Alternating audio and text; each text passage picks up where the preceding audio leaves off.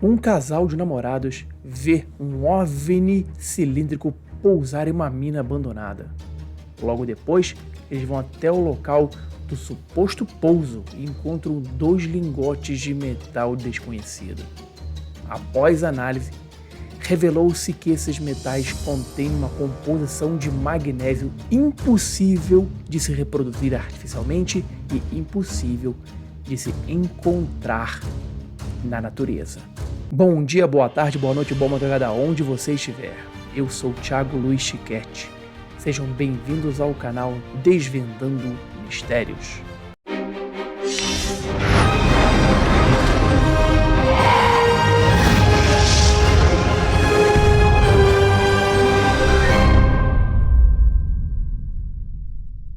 Mais um episódio da série Projeto U.F.O, que foi ao ar entre 1978 e 79 nos Estados Unidos e posteriormente aqui no Brasil também.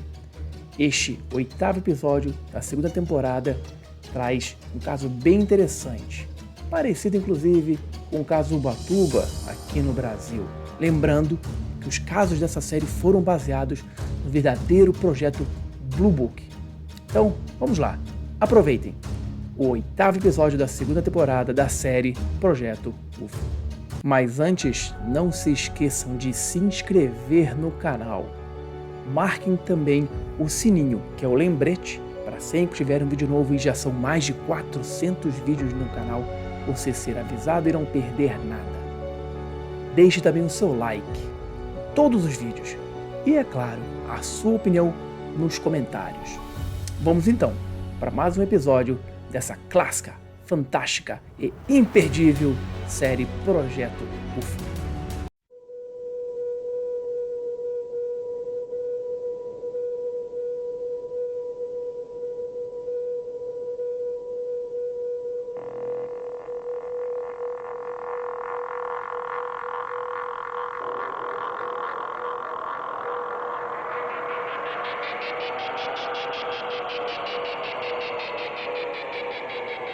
These are unidentified flying objects.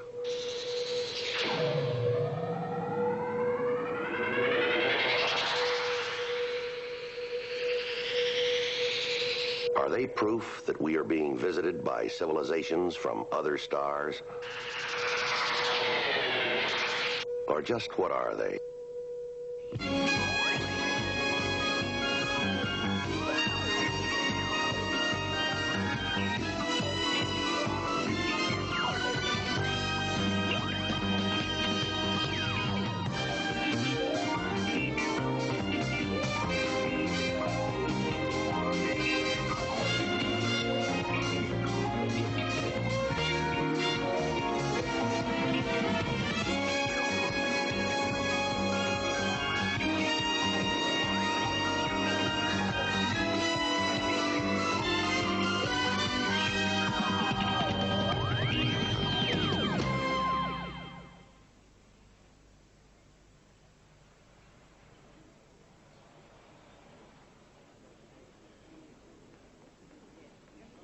That smoked glass isn't safe. The only way to look at the sun is to reflect it off a telescope. Come on now, Warren, or you'll miss the main event. I've seen an eclipse before. It ain't that interesting.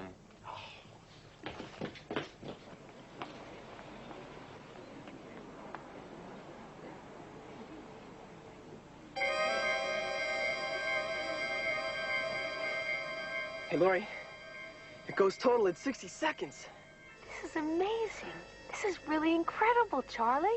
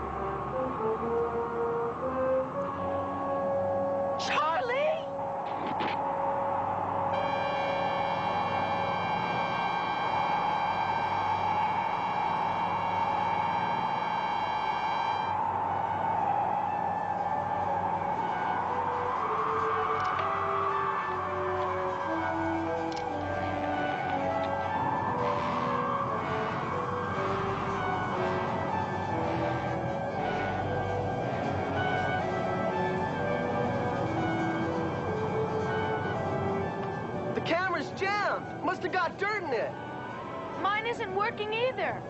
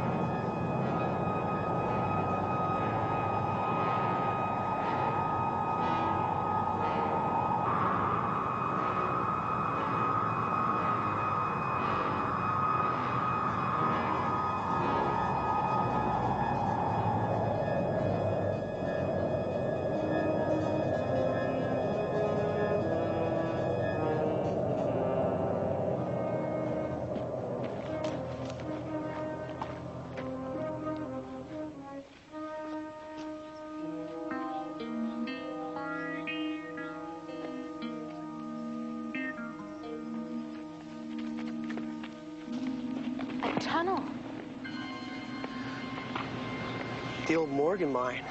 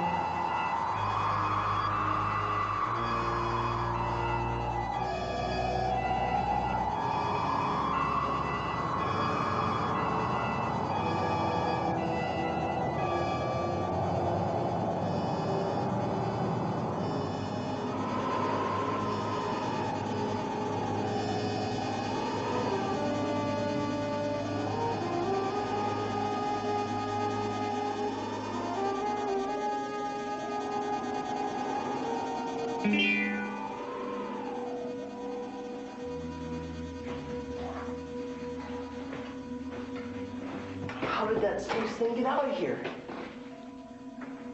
An air shaft.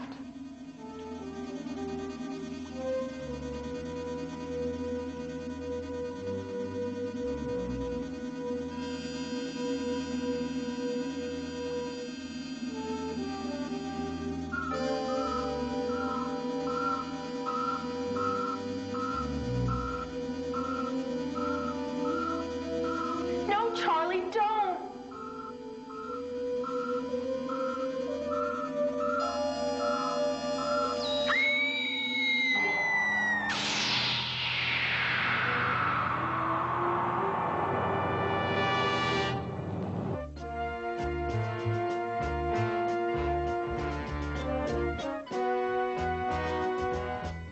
Yes, sir. I understand. Coming right on. Your most favorite TV personality, Timothy Hooper. On to. Ben!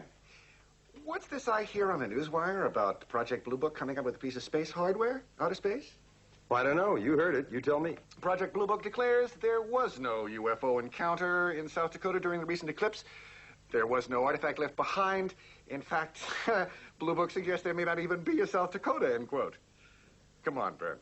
How long is it going to be before Blue Book realizes that the public has a right to know what's going on?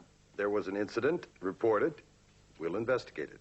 I shall inform my viewers that whatever came down in the Badlands has prompted immediate emergency action and tough security is involved.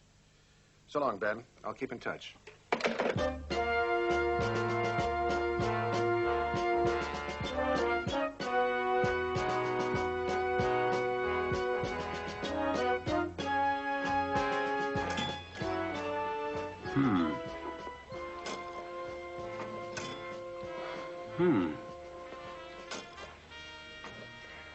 Are you sure this came from a place near the South Dakota-Wyoming border? Well, that's what Charles Higgins' letter said. Why? For openers, there's nothing like it in the ground within 1,000 miles. But if I were you, I'd start making out a flight plan to Indian Springs after this last test. Okay, boys, hold your breath. What are you after this time, sir? That.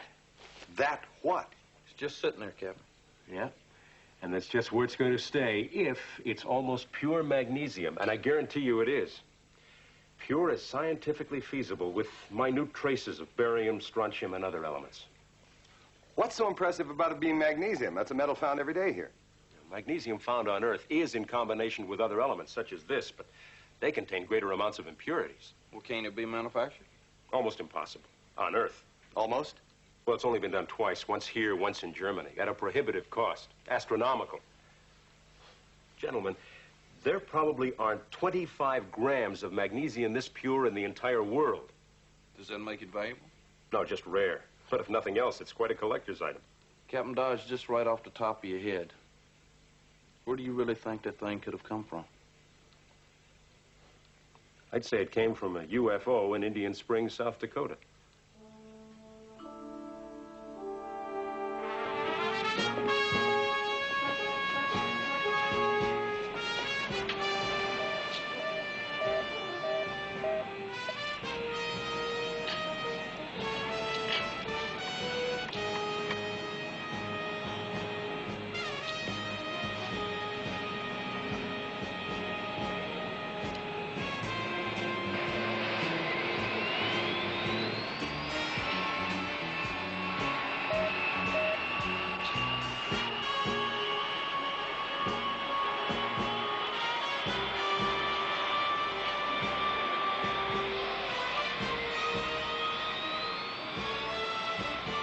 Patterson, this is Red Leader.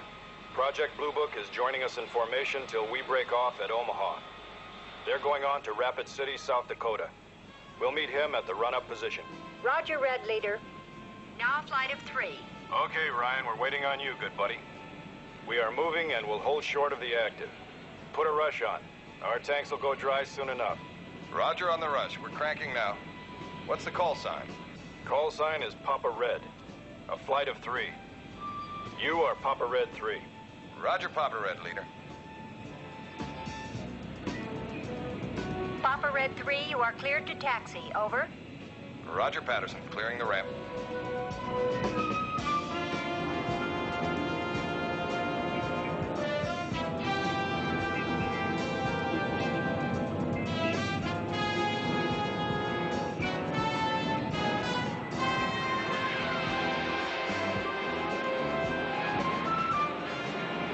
Okay, Papa Red 3, waiting on you. Let's bring it on in a little. Red leader, Red 3, coming up on your right side. It's been a while since I've flown in the flock. No fooling. Patterson, Papa Red Leader with a flight of 3 Talons going to departure control frequency. Roger, Papa Red Leader. Switch. 219.6. Okay, Papa Red 3. This is the end of the line for us. Omaha dead ahead and below. Good day. Roger, Red leader. Papa Red 3. And a good day to you, sir. What's our ETE to Ellsworth Air Force Base, sir? 1 + 59 from liftoff.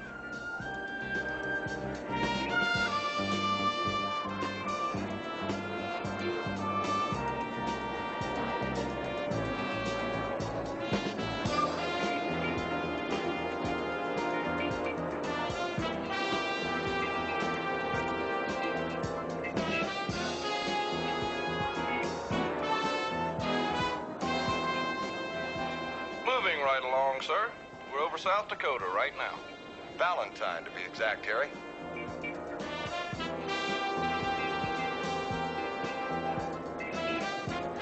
The Black Hills of South Dakota. There's the prettiest hill in the country. Mount Rushmore, altitude 6,200 feet. Just look at what the sun's doing to those carvings. Real pretty. Let's swing in for a closer look.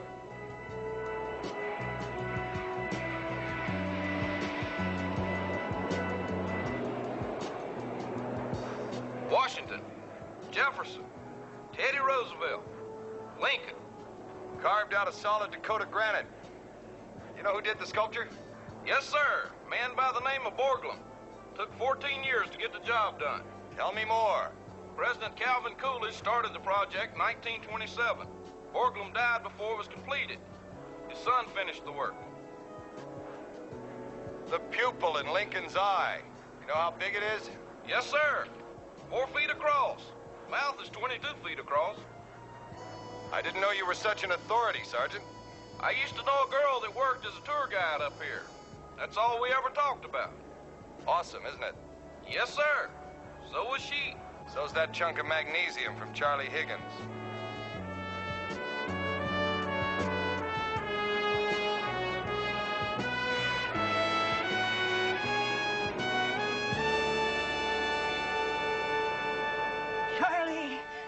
Charlie, you met them. You met the overlords. What? In the mine tunnel, Charlie. It glowed, didn't it? You were there, Clara? Oh, yes. I was there. 44 years ago. It was also the day of an eclipse.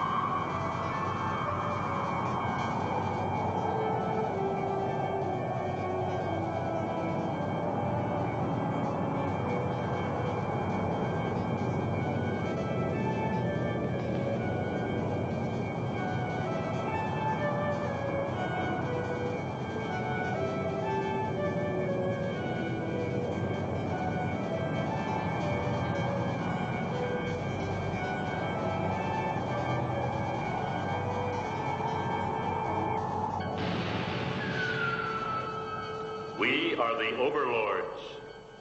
We are the overlords. Do not be afraid, Clara. You are chosen, Clara. You are chosen. When we return, you will know the answer. Mankind will know. Mankind will know. We are the overlords. The overlords. Now they have returned, haven't they, Charlie? Tell me, Charlie, did you understand them? Oh, Charlie, have you discovered the meaning of the overlords? Charlie, be very careful who you tell.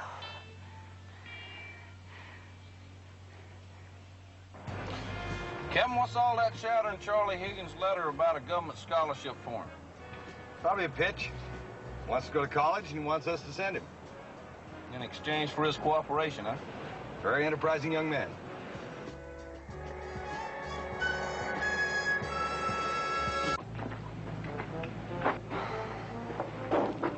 Well, it's a little dirty. But it's safe. We don't need a light.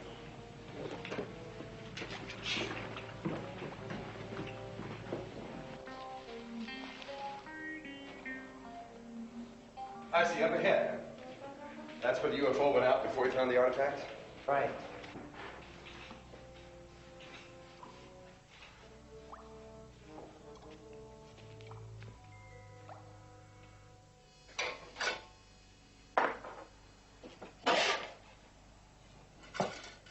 Kids always putting slugs in here. Sis? You getting ready? I'm about to close up. Oh, you can go on, Warren. I'll close up. I got 3 horses left to paint.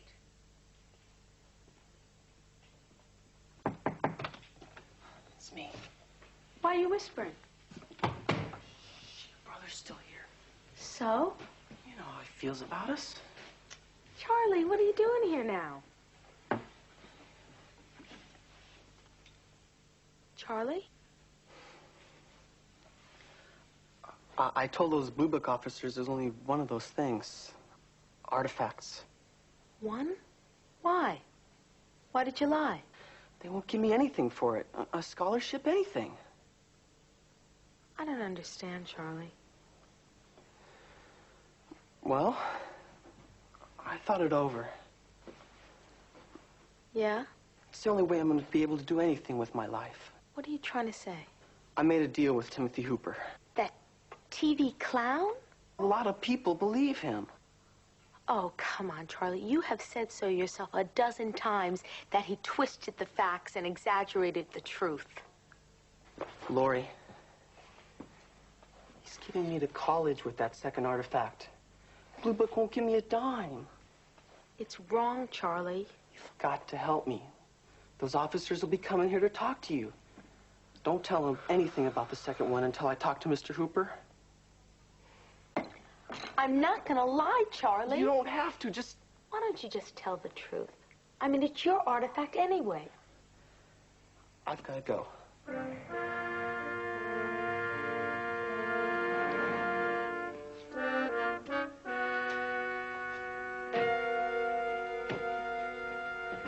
Charlie.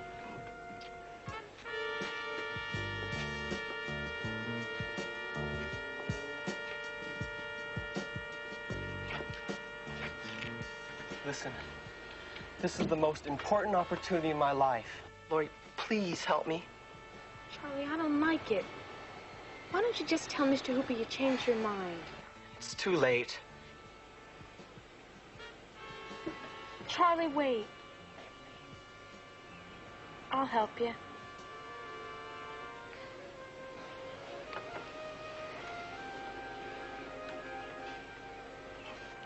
First he holds out on us about her being at the sighting with him. Then he rushes back here ahead of us. It looks like he's trying to talk her into something she doesn't want to be a part of.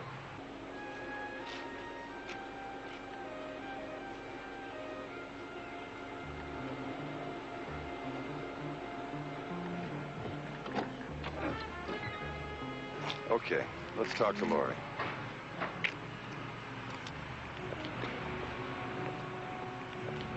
You are making a mistake.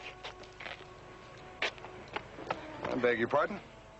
The overlords have granted their special grace to this boy. Please, leave him alone. They will make their wishes known through him. Maybe you should tell us about these overlords. You do not believe me. Oh, ma'am, I'm only trying to... I saw them myself. You saw the UFO, ma'am? Oh, yes. They spoke to me. Please, tell us about it. No, the overlords speak only to young people. But this I will tell you. Do not interfere. Captain, your most favorite TV personality just arrived, Timothy Hooper.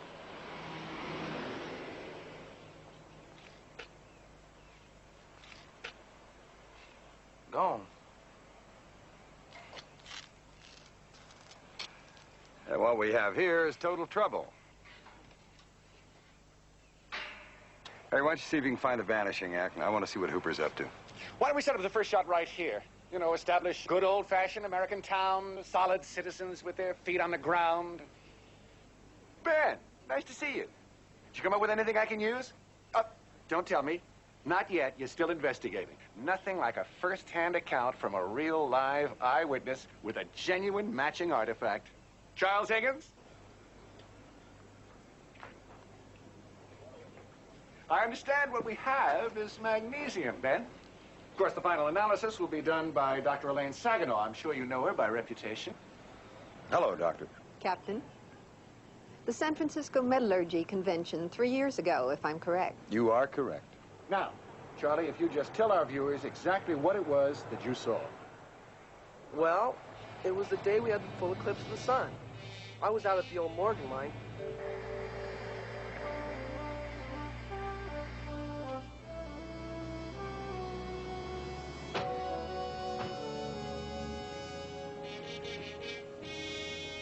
Hi, I'm Captain Ryan. This is... Yeah, I know. The whole town knows. We'd like to talk to Lori about... You can't. She's in the back working. She can't be disturbed. Well, maybe if she knew we were here. I'm not even going to tell her about it. You boys just going to have to take my word for it. Especially since Charlie's mixed up in this. He's a crackpot. His head's in the clouds. The less Lori's got to do with him, the better. Look, sir, I can understand your concern, but we have to... You got Charlie's side of it. That ought to be plenty. Goodbye.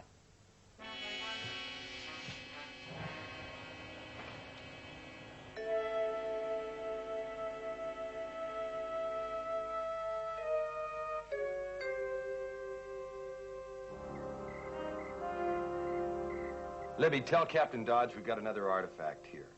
The Higgins boy only sent us one last week, and he just made a deal with Timothy Hooper for the... He knows about it, Captain. It was all on TV an hour ago. That, I hope, was the bad news. Yes, sir. There is no good news. Sorry to say. Well, thanks for the thought. When can we expect you back, Captain? Well, we've got a second witness, Charlie's girlfriend. We're going to try to see her tomorrow, and then we want to take another look at the mine, say, tomorrow night. Got it. Thanks for staying late, Libby. Good night. Goodbye, Captain. Get this, Captain. Tomorrow, the entire world will know more about the visitors to Indian Springs from outer space when Dr. Elaine Saginaw, a noted metallurgist, gives the answer to complicated questions as to the artifact's composition, etc., etc.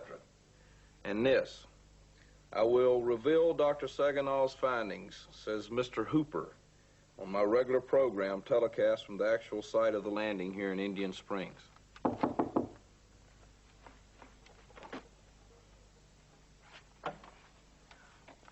Hi, I'm Lori Pauling. Come in, miss. I'm Captain Ryan, and this is Sergeant Fitz. I know. I was listening today at the house. I'm really sorry for avoiding you. What made you change your mind? Well, I just thought about it, and I felt like it was wrong. And I thought that I would come here, and at least I would see you before you left. Why is that? Well, this whole thing that Charlie's been doing with Mr. Hooper, well, I wasn't going to say anything about it before it was done. But, well, right from the start, I mean, I wasn't really, Wait a minute. Now, why don't you come in and sit down? Have a seat. I think it might be easier for you, Lori, just to start right at the beginning.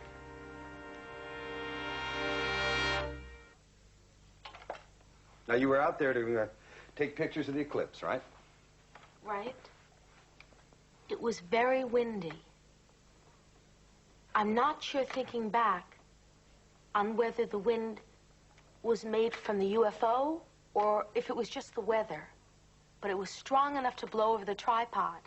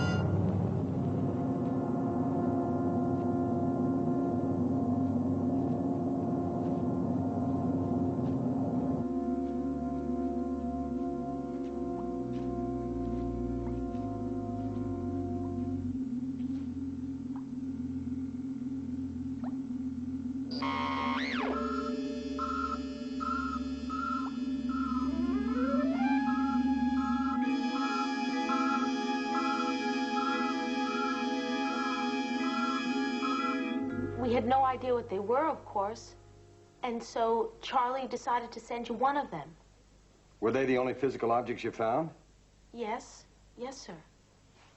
Did they both look exactly alike to you? Yes, they did. This is what I came here to tell you.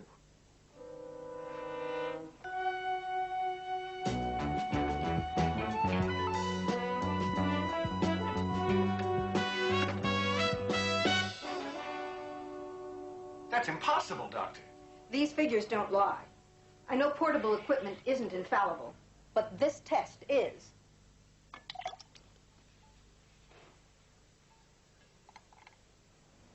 I don't believe it, Elaine. Maybe this one isn't supposed to be magnesium. What is it? Plain, ordinary, everyday lead. Doesn't make sense. Mr. Hooper, my conclusion is that there is only one artifact. Blue Book has it at Wright-Patterson. Trying to make me look like a fool in front of 20 million viewers?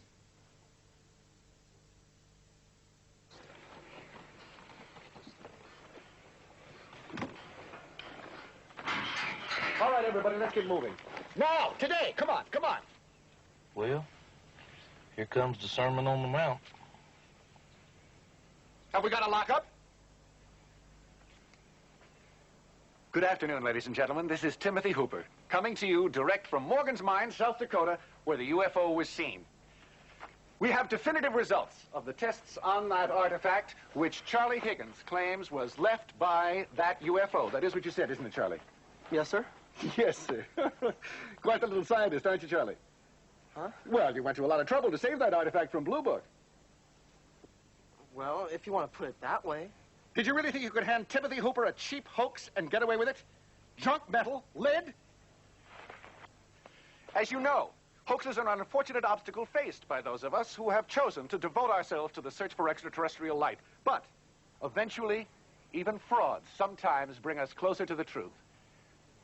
There are those here who would muddy the truth for their own purposes to stop me. Extraterrestrial life exists, and we will prove it. I will prove it.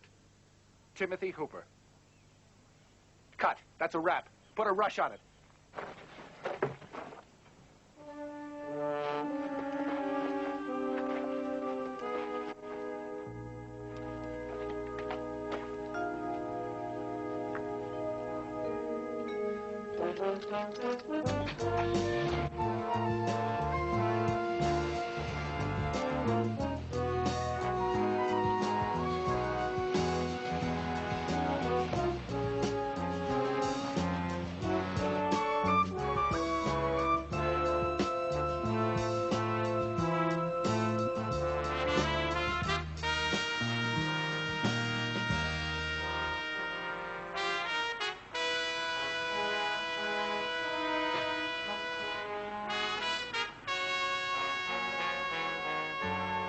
Why would Charlie go and try to pull something off like that when he knew he couldn't get away with it?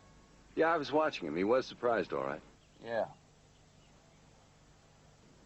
What? Well, I was watching his girlfriend, Lori. She was not surprised, Captain. You sure? Yes, sir. Captain, your room. You better take a look. Well, there you are. I'm sorry, gentlemen. Nothing like this has ever happened in my place before. The maid found it this way. She saw someone out there, a woman, when she got away. Nothing missing here. I just don't understand. What'd she look like, this woman? Oh, she had a long skirt and long hair. That's about all the maid saw from the back. The vanishing lady. I wonder why. Oh, my. Oh, thank goodness it's not broken. It's one of Lori's best pieces. Captain, it doesn't add up. Lori, you said? Yeah, Lori Pauling. She does things like this, metalwork? That's her hobby. She has a little workshop in the back of the store where she makes things. Thank you very much, Mr. Denny. We'll straighten up. But I feel awful. I can send the maid in. No, everything's fine. It's oh, fine. I can stay. I can help it for myself. Oh, I'm sorry. Okay. We know Clara did it. But why? I don't know. My guess is that she and her overlords don't want anybody questioning Charlie. Captain, don't you think we ought to be out looking up Lori? We are.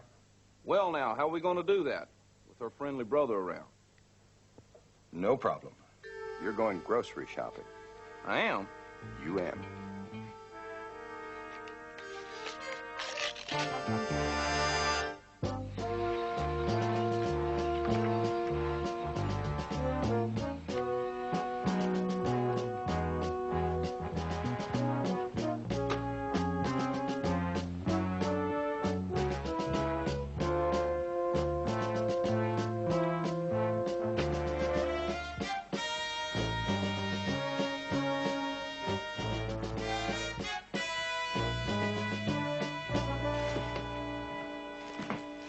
Can I help you with anything? Yes, sir. Got a few little things here. Is the Air Force moving in? Something like that. It's going to take a while. Got lots of time.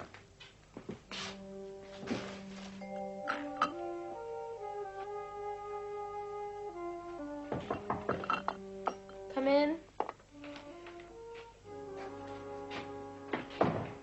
Oh, Captain Ryan. Laurie, could I talk to you for a minute? Sure, I guess so. Have you talked to Charlie today? No. Not since Mr. Hooper said all those terrible things about him. I don't think Charlie wants to talk to anyone. Guilt can do that. Captain, don't you know that Charlie Higgins wouldn't fake anything? He's a scientist. Yeah.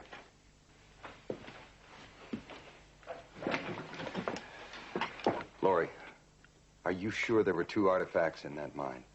Yes. Couldn't they just be different metals? I mean, why is it so important? If one of them was just cheap pot metal or lead, it casts a great deal of doubt on what you 2 said you saw. Especially Charlie. From a purely scientific viewpoint, the whole sighting is less likely to be believed. Laurie, this can affect Charlie's whole life. What people think of him.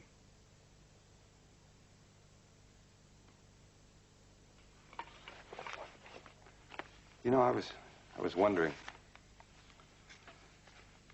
if you could make one of these for me. Out of lead, say.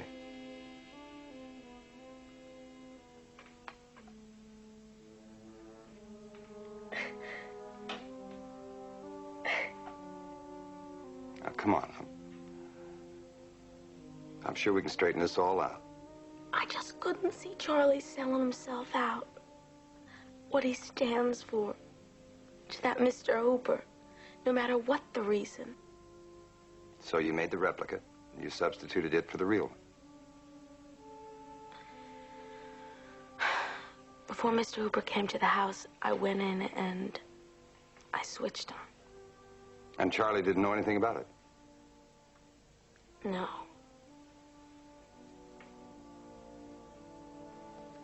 Open the drawer.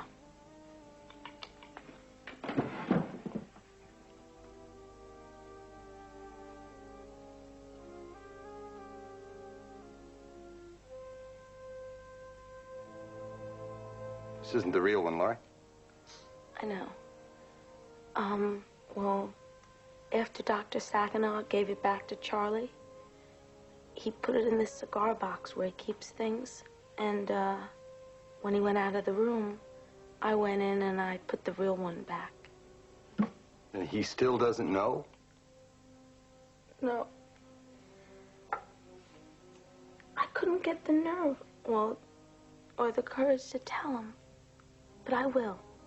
I promise I will.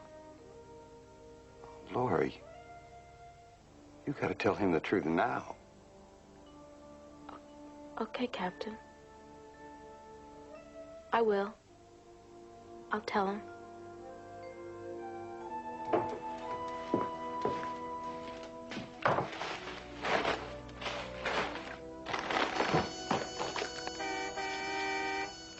Warren? Gotta run. Hang on to everything.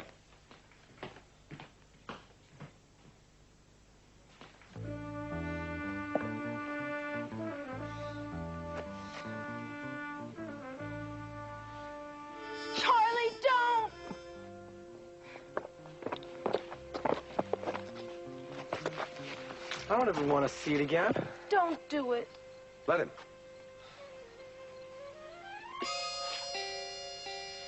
That's where it belongs. Are you sure? Huh? Take a look.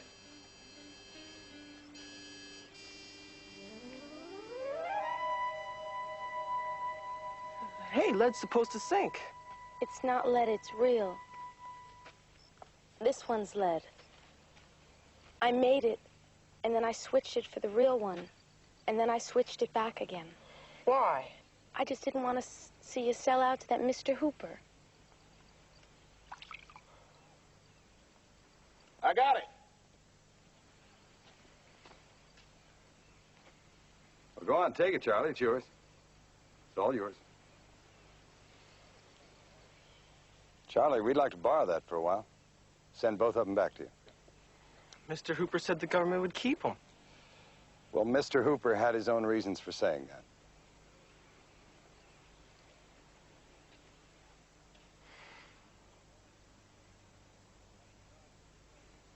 Captain Dodge was impressed with the professional way you wrote that letter and your scientific savvy. He just might recommend you for an ROTC scholarship when you pick the college. I'll second it. Wow, Captain. Sergeant. That's great.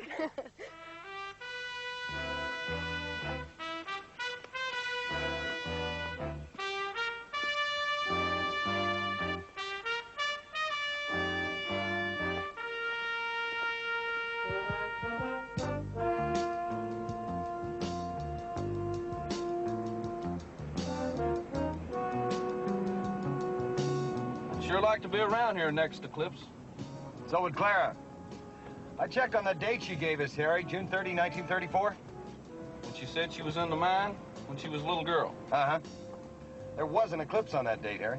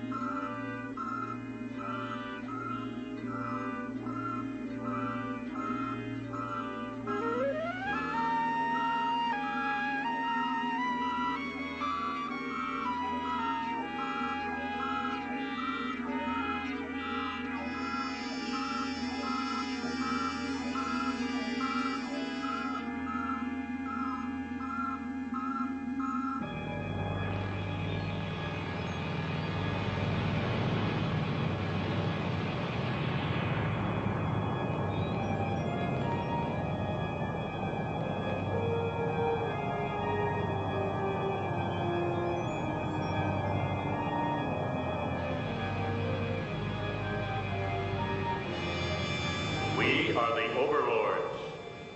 We are the overlords. Do not be afraid, Clara. You are chosen, Clara.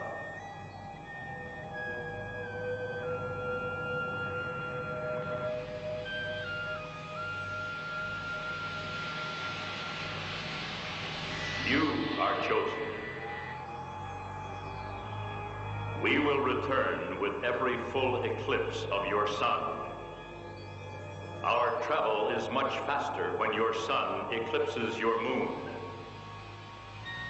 Each time we return, we will leave behind an indication we have been here.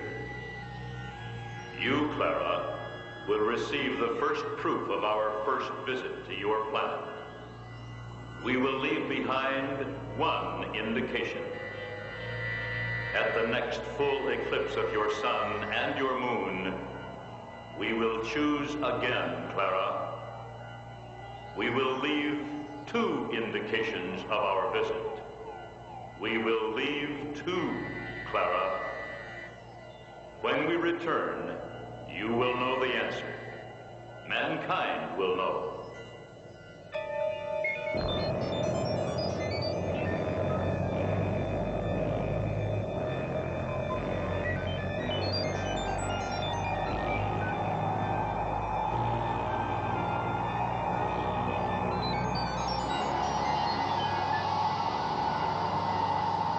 are the overlords. The overlords.